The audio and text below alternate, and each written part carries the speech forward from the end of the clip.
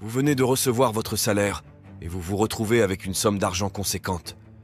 Mais la question brûlante est maintenant, comment allez-vous dépenser cet argent? Avant de vous ruer dans les boutiques de luxe pour une nouvelle garde-robe, réfléchissez-y. Vous savez sans aucun doute que la gestion financière prudente est la clé pour accéder à la richesse ou à l'indépendance financière. Mais qu'est-ce que cela veut dire concrètement? Cela implique de savoir utiliser intelligemment votre salaire, car c'est en utilisant ce salaire de façon intelligente que vous allez vous enrichir. Et avant que vous ne le demandiez, la réponse est oui. Vous pouvez vous enrichir même avec un petit salaire. Beaucoup de gens établissent un budget, mais rares sont ceux qui le suivent réellement. Gérer son argent, c'est bien plus que simplement établir un budget. C'est pourquoi, dans cette vidéo, je vais vous guider à travers les 7 étapes essentielles à suivre avec votre salaire dès sa réception, pour construire en priorité votre richesse. Mais avant d'entrer dans le vif du sujet, pourriez-vous faire un petit geste et cliquer sur « J'aime » ci-dessous? Cela aide nos vidéos à atteindre plus de personnes sur YouTube. Alors la première chose à faire avec votre salaire est de le déposer directement sur votre compte courant. C'est ce que j'appelle le revenu net, car ce que vous gagnez n'est pas toujours ce que vous gardez. Après le prélèvement des impôts, ce qui reste est votre salaire net. Dans certains cas, vous aurez peut-être l'option de faire des placements avant ou après impôt, comme c'est le cas avec certains produits d'épargne retraite en France.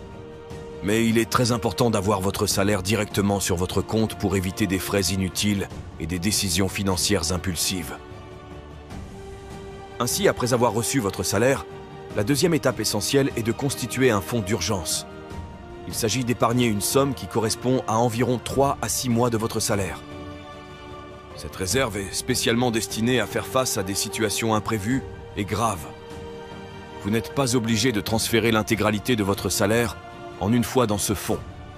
Au contraire, vous pouvez y verser régulièrement des montants adaptés à votre situation financière jusqu'à ce que vous atteigniez l'objectif de 3 à 6 mois de salaire. Ce fonds d'urgence est indispensable pour couvrir des besoins urgents tels que des réparations importantes à la maison ou sur votre voiture, des frais médicaux inattendus, une perte soudaine d'emploi ou encore des situations d'urgence familiale nécessitant des dépenses imprévues. Avoir ce fonds d'urgence vous évite de devoir vous endetter ou d'utiliser de manière excessive votre carte de crédit pour des dépenses inattendues, vous protégeant ainsi d'une situation financière précaire. Ce montant doit être conservé dans un compte d'épargne séparé, facilement accessible et sûr. Il est important de ne pas investir cet argent dans des actifs risqués comme les actions, car vous devez pouvoir y accéder rapidement en cas de besoin. Ce fonds n'est pas destiné à des dépenses superflues, comme l'achat du dernier gadget à la mode. Si vous n'avez pas encore de compte d'épargne dédié ou de fonds d'urgence, il est temps d'en ouvrir un et de commencer à épargner dès votre prochain salaire. Même si vous ne pouvez mettre de côté qu'une petite somme chaque mois, cela contribuera à établir progressivement cette réserve essentielle à votre sécurité financière. La troisième étape lorsque vous recevez votre salaire est de payer vos dettes. Oui, je sais que personne n'aime vraiment payer ses dettes, mais croyez-moi, plus vite vous les aurez payées, et plus vite vous pourriez être libéré et utiliser cet argent pour autre chose. De même, en accélérant le remboursement, vous réalisez des économies sur les intérêts. Donc, après avoir mis de côté votre fonds d'urgence, concentrez-vous sur le remboursement de toute dette coûteuse, comme les soldes de cartes de crédit ou les découverts bancaires. Ces dettes, avec des taux d'intérêt de 15, 16 ou 17%, sont extrêmement onéreuses et nuisent à votre richesse. En les remboursant, vous empêchez les institutions financières de profiter de votre situation et vous préservez votre patrimoine. Mais avant de rembourser activement ces dettes, assurez-vous d'avoir d'abord économisé votre fonds d'urgence pour éviter de retomber dans l'endettement en cas d'imprévu. Une fois que vous avez une épargne d'urgence et que vous avez réduit vos dettes coûteuses, vous pouvez vous concentrer sur la gestion de dettes moins urgentes, comme un prêt immobilier, un prêt étudiant ou un crédit auto, généralement avec des taux plus bas. Lorsqu'il s'agit de rembourser vos dettes, il existe plusieurs approches que vous pouvez adopter pour le faire de manière efficace. 2 méthodes populaires sont la méthode de la boule de neige et la méthode de l'avalanche. Avec la méthode de la boule de neige, vous commencez par rembourser la plus petite de vos dettes, indépendamment du taux d'intérêt. Par exemple, si vous avez plusieurs dettes de montants différents, commencez par celle qui a le montant le plus faible. Cela peut être une dette de 400 € par exemple. Le but ici est de ressentir rapidement la satisfaction d'avoir remboursé une dette, ce qui vous motive à continuer. Cette méthode est très appréciée car elle procure des victoires rapides et renforce votre engagement à rembourser les dettes suivantes, de la plus petite à la plus grande. En revanche, la méthode de l'avalanche se concentre sur les taux d'intérêt. Avec cette approche, vous remboursez d'abord la dette qui a le taux d'intérêt le plus élevé. C'est logique sur le plan financier car en réduisant la dette la plus coûteuse en premier, vous minimisez le montant total des intérêts payés sur le long terme. Même si cela peut prendre plus de temps pour ressentir une victoire significative, à long terme, cette méthode peut vous faire économiser plus d'argent. Le choix entre ces deux méthodes dépend de ce qui vous motive le plus. Si vous avez besoin de résultats rapides pour rester motivé, la méthode de la boule de neige pourrait être la meilleure option. Si vous préférez une approche plus calculée et économiquement efficace, alors la méthode de l'avalanche est plus appropriée. Une fois que vous avez pris le contrôle de vos dettes, vous pouvez utiliser l'argent que vous économisez pour investir dans votre développement personnel et financier. Cela peut inclure l'achat de livres, de cours ou la participation à des séminaires qui enrichiront vos connaissances et compétences, vous permettant de prendre de meilleures décisions financières et potentiellement d'augmenter vos revenus. D'ailleurs, pour vous aider, j'ai une excellente nouvelle pour vous. Je vous offre un livre intitulé « L'indépendance financière pour tous ». J'ai pu l'avoir pour vous et il est complètement gratuit. Cet ouvrage raconte le parcours inspirant d'Aurélien, qui est passé de simple étudiant fauché à millionnaire. Ce livre est un guide pratique qui vous révèle les stratégies pour atteindre l'indépendance financière. Il est disponible gratuitement et vous pouvez le télécharger en suivant le lien dans la description. C'est une occasion unique de découvrir des conseils précieux pour votre parcours financier. Allez donc télécharger votre copie dès maintenant et commencez à transformer votre vie financière. Maintenant, une fois que vous avez remboursé vos dettes et constitué un fonds d'urgence, l'étape suivante consiste à multiplier votre argent et c'est sur cet objectif que nous allons nous concentrer pour le point suivant. Commençons par l'étape 4. Investissez votre argent. Cette étape consiste à investir 15% de votre revenu.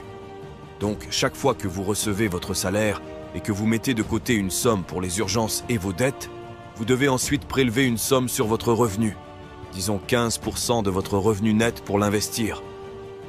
Plus concrètement, cela veut dire que pour chaque 100 € gagnés, 15 € devraient aller dans un compte d'investissement. Il existe différentes manières d'investir cet argent, selon votre tolérance au risque.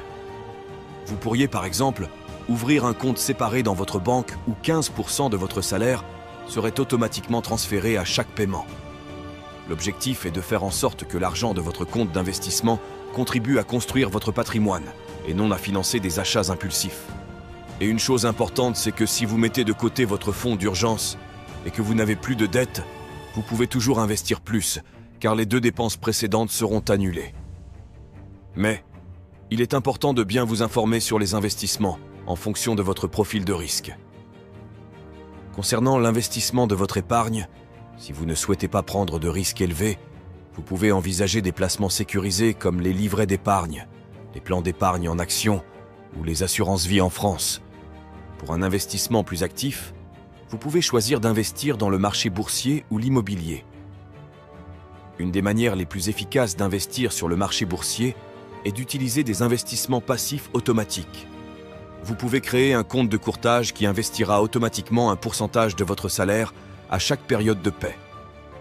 Ainsi, sans effort de votre part, cet argent est investi et contribue à la construction de votre patrimoine. Si vous souhaitez en apprendre davantage sur les bases de l'investissement, téléchargez le livre gratuit sur l'indépendance financière dont je vous ai parlé précédemment. Rappelez-vous que les étapes 4, 5 et 6 se déroulent simultanément.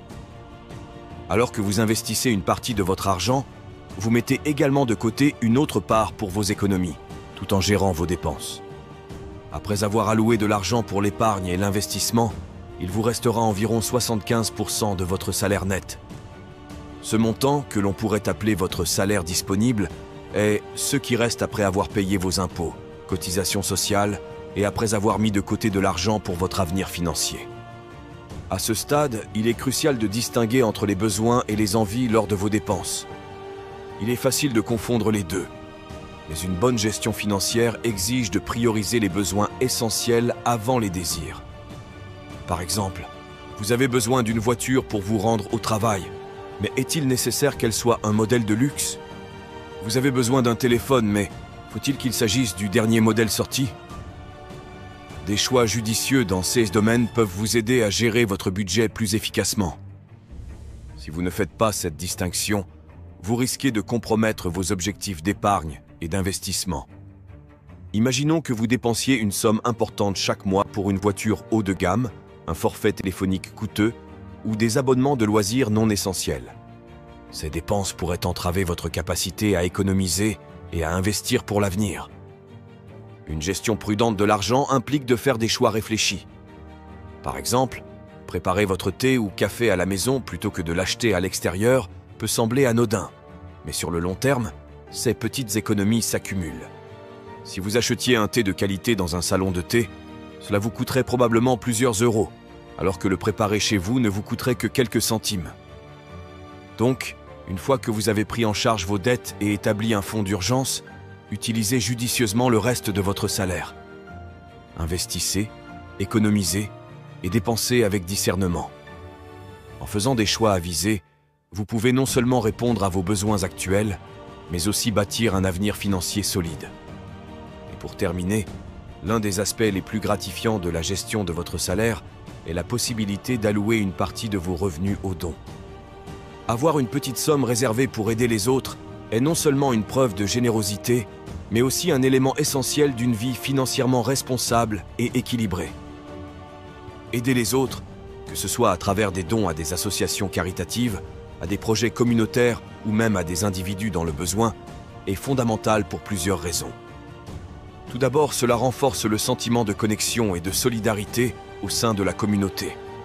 Chaque euro que vous donnez peut avoir un impact significatif sur la vie de quelqu'un d'autre, apportant soutien et espoir là où c'est le plus nécessaire. De plus, donner aux autres peut s'avérer incroyablement enrichissant sur le plan personnel. Cela apporte une satisfaction profonde et un sentiment d'accomplissement, sachant que vous avez joué un rôle, même petit, dans l'amélioration du monde autour de vous. Cette pratique nourrit un esprit de générosité et d'altruisme, des valeurs essentielles dans une société. Par ailleurs, mettre de côté une somme pour les dons est aussi un excellent moyen de développer votre conscience financière. Cela vous encourage à gérer votre argent de manière plus réfléchie et intentionnelle, en prenant en compte non seulement vos propres besoins et désirs, mais aussi ceux des autres. Enfin, en France et dans de nombreux autres pays, faire des dons peut également offrir des avantages fiscaux. Les contributions à des œuvres caritatives sont souvent déductibles des impôts, ce qui peut alléger votre charge fiscale tout en faisant une bonne action. Il existe de nombreuses stratégies pour accroître vos revenus, mais la clé est de bien comprendre comment vous utilisez votre argent pour maximiser son potentiel. Si vous souhaitez approfondir ces sujets, n'hésitez pas à consulter le livre sur la liberté financière qui se trouve dans la description. Et rappelez-vous, la gestion efficace de vos finances vous permet non seulement de sécuriser votre argent, mais aussi de gagner en liberté pour profiter de la vie.